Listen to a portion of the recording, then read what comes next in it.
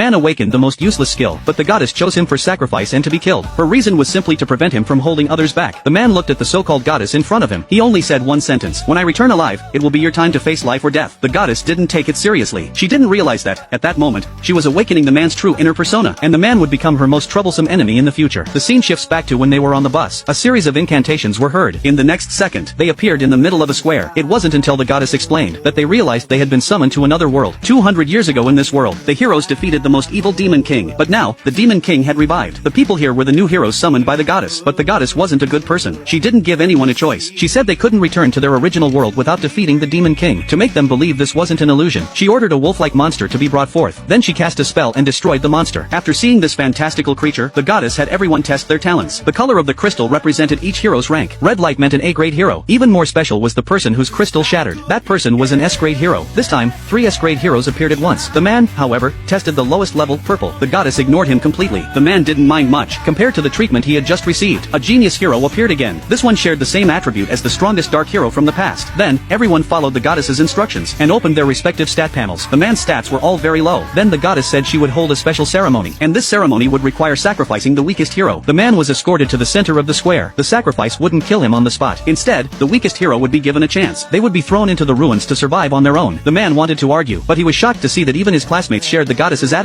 He couldn't believe it. They, his classmates, who were supposed to be on the same side, were pushing him to die quickly. Facing the crowd's treatment, the man couldn't help but shed tears. At that moment, the only thing he could do was to leave them with a harsh remark. When the man opened his eyes again, he found himself in total darkness. Now, all he had to do was survive in this desolate place.